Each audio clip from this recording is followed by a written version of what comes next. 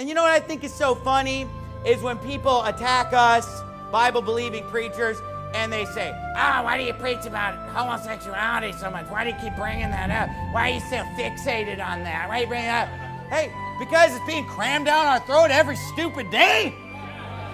Because not a day goes by that the TV and the magazines and the newspapers aren't cramming this trash down our throat. And you know what? We didn't pick this fight. The fight came to us.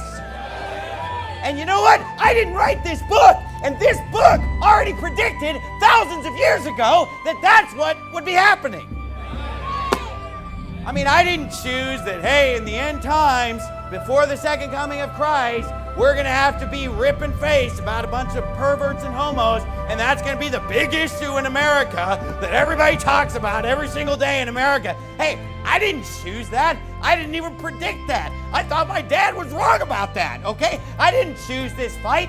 This fight has come to us, and you know what I say? Bring it on! Hey, look, whatever fight the devil wants to bring me, bring it on. Because I'll preach any part of the Bible, and I'm not ashamed of any of it. I like all of it.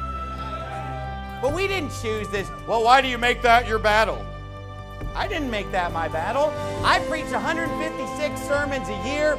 I preach every book of the Bible. I preach out of Genesis. I preach out of Exodus. I preach out of Leviticus. I preach out of Numbers. I preach out of Matthew, Mark, Luke, John. I preach on the gospel. I preach on heaven. I preach on hell. I preach on the deity of Christ. I preach on the Trinity. I preach on salvation by faith. I preach on the eternal security of the believer. I'm preaching on repentance. I'm preaching on this. I'm preaching on that. And then you preach on sodomy and all the cameras show up.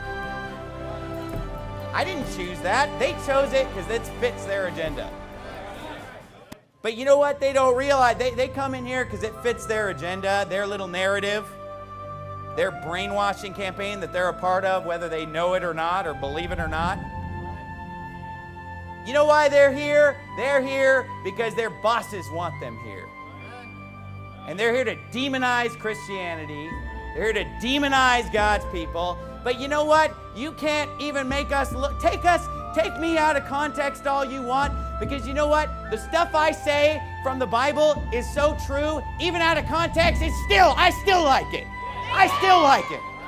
I mean, even the TV pieces where they attack me, and can you believe? Look, I'm watching all your guys' coverage of Pastor Jimenez. I got popcorn, and I'm thinking, man, he looks good on there. Yeah, tell him. I like all of it. I like it all. And you know what? But these people in the media, they're so deluded.